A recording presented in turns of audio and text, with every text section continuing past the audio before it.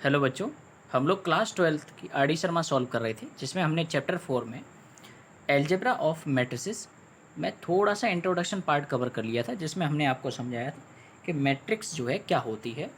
ठीक है ना बच्चों, और इसको किससे डिनोट करते हैं, ये सारी चीज़ें हमने फर्स्ट वीडियो में आपको समझा दी। अब हम यहाँ पर क्या सीखेंगे, सेकेंड टॉपिक हमारा रहेगा टाइप्स ऑफ मैट्रिक्स। मैट्रिक्स के कितने टाइप होते हैं ये हम इस वीडियो में जानेंगे। तो टाइप ऑफ मैट्रिक्स हमारा सेकंड टॉपिक ये है बच्चों। देखें, सबसे पहला जो टाइप है, आर डी शर्मा में जो टाइप दे रखे हैं उसके अकॉर्डिंग मैं बता रहा हूँ। सबसे पहला टाइप है बच्चों रो मैट्रिक्स। क्या है बच्चों? Row matrix. ठीक है ना। अब जानते ही ये रो मैट्रिक्स क्या होती है। एक ऐसी मैट्रिक्स, रो मैट्रिक्स का मतलब है एक ऐसी मैट्रिक्स जिसमें नंबर ऑफ रो जो है कितने हों, 1 हो। एक ऐसी मैट्रिक्स बच्चों जिसमें नंबर ऑफ रो कितनी होनी चाहिए, 1 होनी चाहिए, लेकिन नंबर ऑफ कॉलम चाहे कितने भी हों, यानी कि ये आपके नेचुरल नंबर होने चाहिए, या आप ऐसे कह सकते हो एनी नेचुरल वैल्यू। फिर समझिए, एक ऐसी मैट्रिक्स जिसमें नंबर ऑफ रो 1 होना चाहिए, लेकिन नंबर ऑफ कॉलम कितने भी हों इससे कोई फ़र्क नहीं पड़ता है। ठीक है ना बच्चों, आप ये समझ गए। लेकिन नंबर ऑफ कॉलम कैसे होने चाहिए, नेचुरल वैल्यू होनी चाहिए। ठीक है ना बात को, नेचुरल वैल्यू होनी चाहिए। ध्यान रखें, नेचुरल वैल्यू क्या होती है, जो 1 से स्टार्ट होती है। ठीक है बच्चों, एग्जाम्पल के तौर पे देखें, जैसे मैंने एक मैट्रिक्स लिखी और उसमें कुछ एलिमेंट लिख दिए बच्चों मैंने, 1 2 3 और ये 4।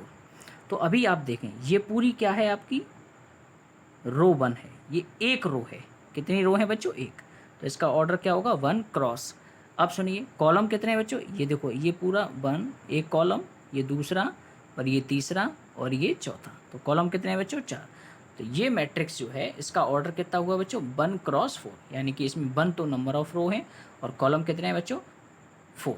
ऐसे ही मैं दूसरा एग्जाम्पल देना चाहूँ तो क्या बनेगा बच्चों, जैसे मान लीजिए मैंने कोई मैट्रिक्स ली थी, अब की बार मैंने एलिमेंट चेंज कर दिए, एलिमेंट रख दिए मैंने ए बी और सी।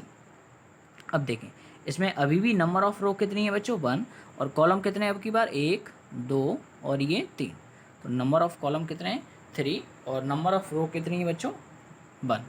ठीक है। इन शॉर्ट इस बात का मतलब ये है, कॉलम चाहे कितने भी हों लेकिन रो कितनी होनी चाहिए बच्चों, 1। ऐसी मैट्रिक्स को हम बोलते हैं रो मैट्रिक्स।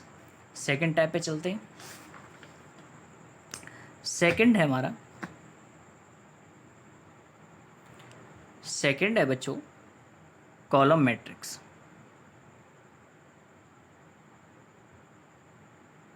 इसको समझते हैं बच्चों, ये क्या है।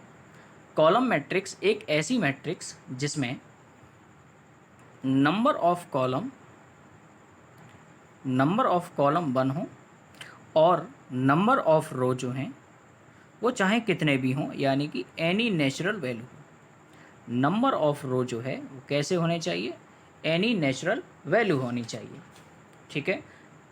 इसका मतलब ये है, अगर मैं इसका एक एग्जांपल देना चाहूँ तो एग्जांपल के तौर पे बनेगा, जैसे मैंने एक मैट्रिक्स एज्यूम की और उसमें कुछ एलिमेंट लिखे मैंने बच्चों, 1 2 3 एंड ये 4।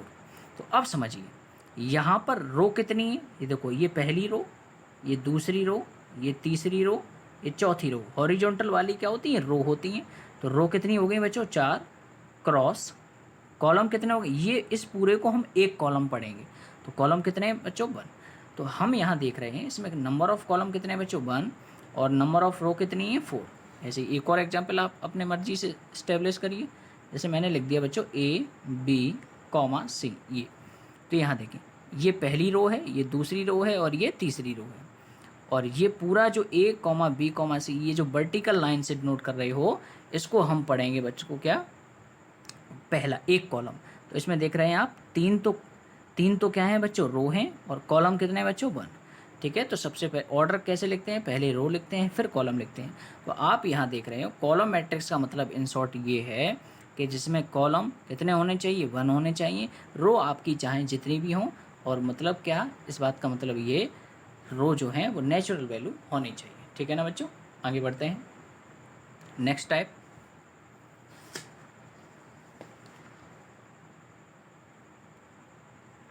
देखें बच्चों, अब है हमारा थर्ड टाइप जो कि है स्क्वायर मैट्रिक्स। ये स्क्वायर मैट्रिक्स क्या होती है वो सुनिए। स्क्वायर मैट्रिक्स का मतलब है एक ऐसी मैट्रिक्स जिसमें नंबर ऑफ रो और नंबर ऑफ कॉलम जो है क्या हो, बराबर हो। ऐसी मैट्रिक्स जिसमें number of row number of column के साथ बराबर हो, हम ऐसी मैट्रिक्स को बोलते हैं स्क्वायर मैट्रिक्स। क्या बोलते हैं बच्चों, स्क्वायर मैट्रिक्स। जैसे एक एग्जाम्पल देखें, 1 2 3 4। अब यहाँ देखें इसमें रो कितनी है बच्चों, ये देखो ये पूरी हॉरिजॉन्टल वाली ये एक रो, ऐसे ये 3 और 4 मिला के दूसरी रो, तो नंबर ऑफ रो कितनी है 2। कॉलम चेक करो, ये देखो ये पूरा पहला कॉलम और ये दूसरा कॉलम, तो कॉलम भी कितने हैं इसमें 2। तो ये मैट्रिक्स जो है इसका ऑर्डर कितना है 2/2। और इसमें आप देख सकते हैं नंबर ऑफ रो और नंबर ऑफ कॉलम सेम है। जैसे मान लीजिए मैंने लिख दिया बच्चों A B C D E और ये F, ये कोई नई मैट्रिक्स लिखी है मैंने। इसमें देखिए इसमें रो कितनी है 1 2 और ये 3, और यहाँ कॉलम देखो कितना है पूरा 1 और ये 2। ये इस मैट्रिक्स का जो ऑर्डर बनेगा वो होगा बच्चों 3x2। लेकिन क्या ये स्क्वायर मैट्रिक्स है, नहीं। क्यों, क्योंकि इसमें number of row number of column बराबर नहीं हुए, इसलिए ये स्क्वायर मैट्रिक्स नहीं होगी। एक और एग्जांपल देखो, मैंने लिखा ABCDEFGH और ये I। यहाँ चेक करो इसमें नंबर ऑफ रो कितनी है बच्चों, देखो ये एक रो, दूसरी रो और ये तीसरी रो। नंबर ऑफ रो कितनी है 3। कॉलम चेक करो, ये पूरा एक कॉलम, ये दूसरा और ये तीसरा। नंबर ऑफ कॉलम कितने बच्चों 3। तो यहाँ देखो नंबर ऑफ रो और नंबर ऑफ कॉलम जो है सेम है, इसका मतलब है ये स्क्वायर मैट्रिक्स होगी। सर मान लीजिए केवल कोई मैट्रिक्स लिखी हो और उसमें केवल एक एलिमेंट हो, जैसे ये A लिख दिया मैंने, अब क्या ये स्क्वायर मैट्रिक्स होगी, चेक करो जरा। इसमें नंबर ऑफ रो पता करो, ये देखो ये नंबर ऑफ रो कितनी है इसमें 1, कॉलम भी कितने हैं बच्चों 1। तो आप यहाँ देख सकते हो इस मैट्रिक्स का जो ऑर्डर होगा वो होगा बच्चों 1x1 का। अब इसमें जितनी नंबर ऑफ रो हैं उतनी ही नंबर ऑफ कॉलम है, तो इसका मतलब ये कह सकते हैं 1x1 के ऑर्डर की जो मैट्रिक्स होगी वो भी क्या होगी, आपकी स्क्वायर मैट्रिक्स होगी। आई होप आपको ये समझ में आ गया होगा। अब चलते हैं फोर्थ टाइप पर। ठीक है, एक सेकंड बच्चों, ये थोड़ा पेज जो है ना हवा में उड़ जाता है, इसको मैं थोड़ा एडजस्ट कर दूँ। ठीक है, अब चलिए फोर्थ टाइप है हमारा बच्चों डायगोनल मैट्रिक्स। हेलो बच्चों, अब बात हम करेंगे डायगोनल मैट्रिक्स के बारे में। तो ये डायगोनल मैट्रिक्स क्या होती है वो सुनिए। सबसे पहले तो ये जानिए डायगोनल मैट्रिक्स जो भी होगी वो एक स्क्वायर मैट्रिक्स होगी। सबसे पहले तो ये समझिए स्क्वायर मैट्रिक्स का मैंने मतलब अभी बताया था, एक ऐसी मैट्रिक्स जिसमें नंबर ऑफ रो और नंबर ऑफ कॉलम क्या हो बच्चों, बराबर। तो डायगोनल मैट्रिक्स जब भी आएगी आपके दिमाग में एक शब्द जरूर आना चाहिए, ये एक स्क्वायर मैट्रिक्स होती है। दूसरी बात, एक ऐसी मैट्रिक्स जिसमें जो डायगोनल वाला एलिमेंट है, अभी मैं बताऊंगा ये डायगोनल एलिमेंट क्या है। डायगोनल एलिमेंट जो है ये जो है वो कैसे होने चाहिए, नॉन जीरोज होने चाहिए। और जो रिमेनिंग जो भी बचे रिमेनिंग एलिमेंट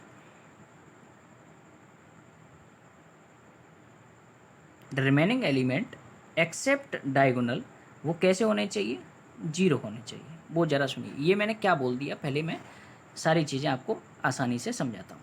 ये बात तो आप समझ गए होंगे कि स्क्वायर मैट्रिक्स होती है डायगोनल मैट्रिक्स। ठीक है, अब आइए बात करेंगे डायगोनल एलिमेंट की जो कि है नॉन जीरोस, और रिमेनिंग एलिमेंट वो क्या है, जीरो। चलिए मैं एक सबसे पहले स्क्वायर मैट्रिक्स बना लेता हूँ। जैसे मैंने एक स्क्वायर मैट्रिक्स बनाई 2 0 0 0 3 0 0 0 4। देखो बच्चों, ये सबसे पहले आप ये समझिए ये एक स्क्वायर मैट्रिक्स है। क्यों, क्योंकि इसमें नंबर ऑफ रो 3 है और नंबर ऑफ कॉलम भी कितने बच्चों 3 है। तो मैं कह सकता हूँ इसका ऑर्डर जो है वो क्या है बच्चों 3x3 का।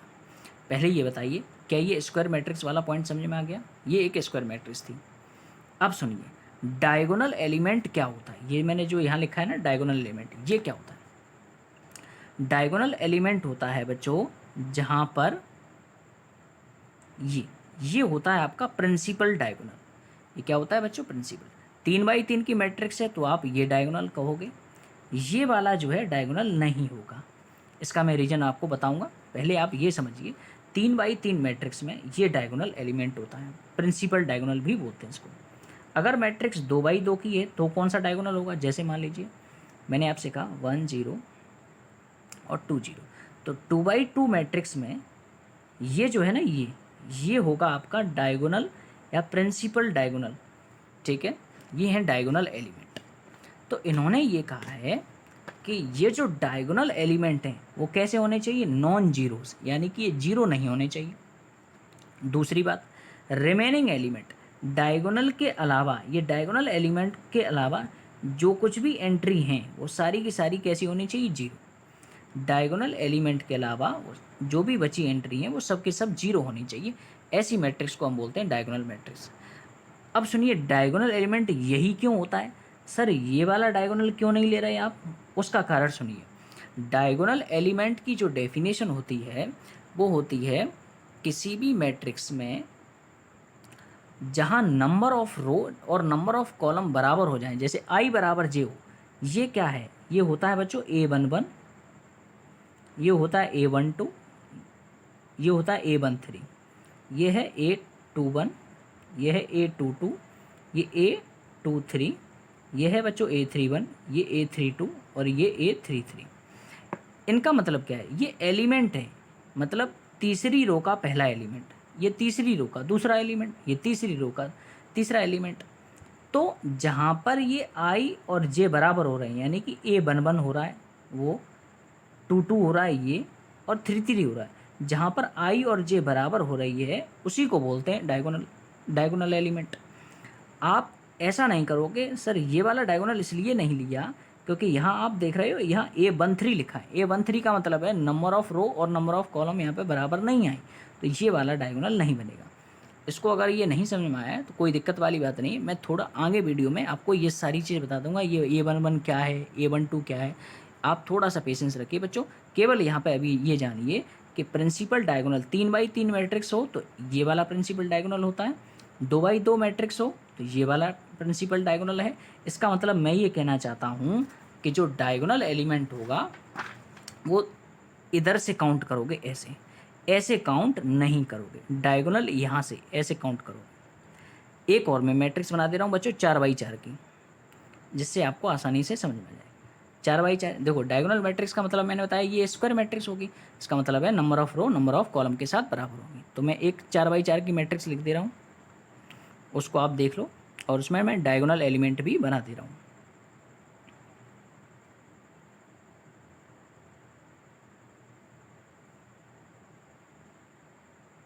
देखें बच्चों, ये एक 4x4 की आपकी जो है स्क्वायर मैट्रिक्स है। अब इसमें यहाँ जो डायगोनल होगा, मैंने बताया डायगोनल आप ऐसे ऐसे यहाँ से ऐसे, ये जो है आपका वो होगा प्रिंसिपल डायगोनल। क्या होगा बच्चों? Principal diagonal. अब डायगोनल वाली जो एंट्रीज थी वो कैसी होनी चाहिए? नॉन जीरो होनी चाहिए।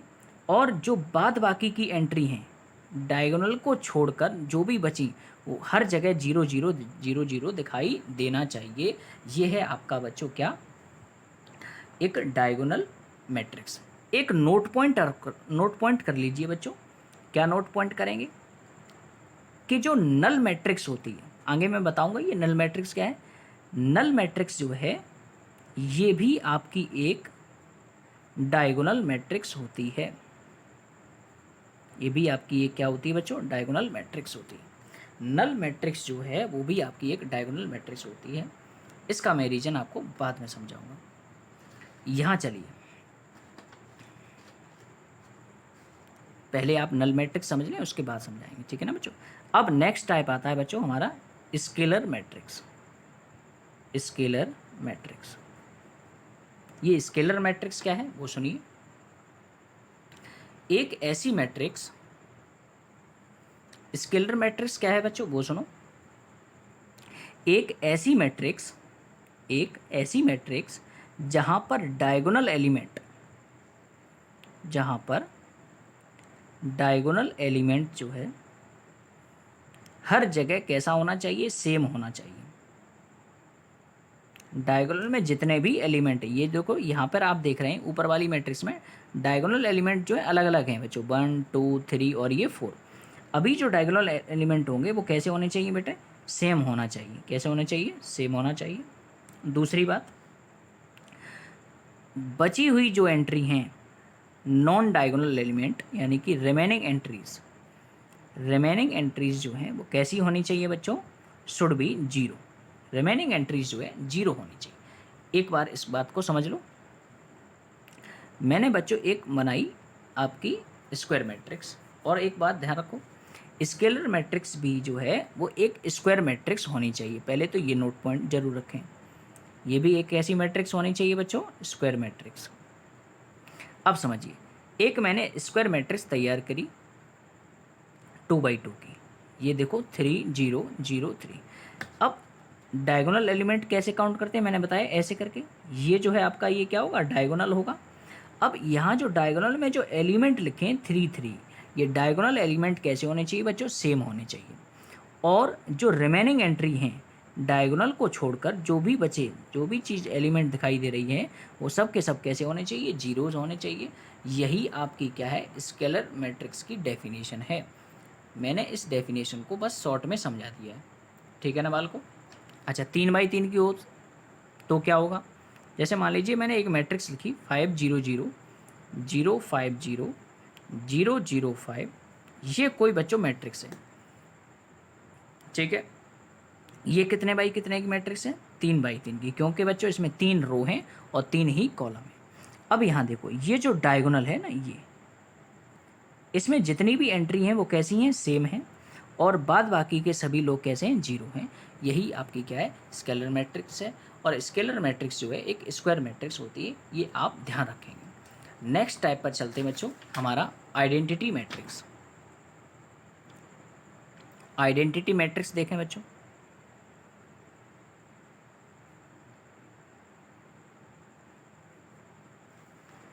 ध्यान से देखें। आइडेंटिटी मैट्रिक्स का मतलब है जो यहाँ पर डायगोनल एंट्री होनी चाहिए, डायगोनल की जो एंट्री होंगी एक ऐसी। सबसे पहले आइडेंटिटी मैट्रिक्स को भी जानिए, ये भी बच्चों आपकी एक स्क्वायर मैट्रिक्स होगी। ये कैसी मैट्रिक्स होगी, आपकी स्क्वायर मैट्रिक्स होगी। दूसरी बात, इसमें जो डायगोनल वाली एंट्री होंगी, डायगोनल एंट्रीज होगी वो कैसी होगी, 1 1 1 होगी। जैसे यहाँ पर, यहाँ डायगोनल में आप देख रहे हैं संख्या है 3 और 3। अब की बार जो डायगोनल में एलिमेंट भरूंगा वो यहाँ पे भी 1 होना चाहिए और यहाँ पे भी 1 होना चाहिए। बात समझ गए। और जो रिमेनिंग एंट्री है, बाद बाकी डायगोनल वाले को छोड़कर जो भी बची रिमेनिंग एंट्रीज हैं वो कैसी होनी चाहिए बच्चों, जीरो होनी चाहिए। जैसे मैंने एक स्क्वायर मैट्रिक्स बनाई 2x2 की, मतलब 2 रो हैं और 2 ही कॉलम हैं। अब इसमें मैंने क्या किया, ये कुछ इस तरह से एंट्री भर दी। यहाँ आप ये देख रहे हो, ये जो डायगोनल है इसमें मैंने क्या भरा है, 1 और 1, यानी कि डायगोनल वाली एंट्रीज में मैंने 1 भरना है। और ये देखो बिना डायगोनल वाली एंट्री है, इसमें क्या भरना है आपको, 0। और ये कैसी मैट्रिक्स होनी चाहिए, स्क्वायर मैट्रिक्स होनी चाहिए। इसी को बोलते हैं बच्चों आइडेंटिटी मैट्रिक्स। अगर ये आइडेंटिटी मैट्रिक्स 2x2 ऑर्डर की है तो बस बच्चों इसको डिनोट करने का तरीका होता है I2 से इसको हम डिनोट करेंगे। अगर 3x3 की है तो देखो क्या होगा, जैसे 1 0 0 0 1 0 0 0 1। यहाँ पर आप देख रहे हो 3 ही रो हैं और 3 ही कॉलम हैं, और जितने भी डायगोनल हैं उस डायगोनल में जो हमने क्या भरा है, डायगोनल की एंट्री क्या भर रखी है मैंने, 1 1 1। डायगोनल की जितनी भी एंट्री हैं सब में 1 भरना है, और डायगोनल को छोड़कर जो भी एंट्री बची वो सब के सब कैसी होनी चाहिए बच्चों, 0 होनी चाहिए। तीनों डेफिनेशन, तीनों हमारी जो पॉइंट हैं सेटिस्फाई कर रहे हैं। इसका मतलब ये क्या है, हमारी आइडेंटिटी मैट्रिक्स है। अगर ये 3x3 ऑर्डर की है तो हम इसको I3 से डिनोट करेंगे, ठीक है ना बच्चों। अगर मान लीजिए 4/4 की आपको आइडेंटिटी मैट्रिक्स बनानी है तो यहाँ देखो 1 0 0 0 0 1 0 0 0 0 1 0, इसी तरह से 0 0 0 1। यहाँ आप देख रहे हो इसमें नंबर ऑफ़ रो 4 हैं, नंबर ऑफ़ कॉलम भी 4 हैं। यहाँ पर आपका ये जो डायगोनल है, इस डायगोनल में हर जगह मैंने एंट्री क्या कर रखी है बच्चों, 1 1 1, और बाद बाकी सभी एंट्री क्या हैं बच्चों, 0 0। इसका मतलब है ये एक आइडेंटिटी मैट्रिक्स हुई, और ये कौन से ऑर्डर की है, 4/4 ऑर्डर की है, इसलिए हम इसको I4 से डिनोट करेंगे। एक बच्चा पूछेगा सर 1/1 की आइडेंटिटी मैट्रिक्स क्या होगी, तो बच्चों 1/1 की जो आइडेंटिटी मैट्रिक्स होगी वो केवल इतनी सी होगी। देखो क्या, यहाँ लिख दे रहा हूँ मैं, ये 1/1 की आइडेंटिटी मैट्रिक्स होगी केवल ये। इसमें नंबर ऑफ़ रो भी 1 है, कॉलम भी 1 है, और ये एक आइडेंटिटी डायगोनल एलिमेंट हमारा जो है 1 है, और रिमेनिंग एंट्री से हम लिख नहीं पाएंगे वरना इसका ऑर्डर जो है गड़बड़ हो जाएगा। तो आई होप आपको इतना सब समझ में आ गया होगा। अब आपका जो टाइप है उसमें एक बचा है ट्रायंगुलर मैट्रिक्स। उसमें दो टाइप मुझे कराने हैं बच्चों, एक तो अपर ट्रायंगुलर मैट्रिक्स और दूसरा लोअर ट्रायंगुलर मैट्रिक्स। इसको मैं जो है नेक्स्ट वीडियो में अपलोड करूँगा, क्योंकि बच्चों क्या है कि थोड़ा वीडियो लेंथी हो गई है, मैंने कुछ ज़्यादा समझा दिया है, फिर टाइम ज़्यादा ले लिया। तो आई होप आपको अच्छा से समझ में आया होगा, और मैं अब नेक्स्ट वीडियो में आपसे बात करूँगा। ठीक है बच्चों, तो चलिए बच्चों, बाय।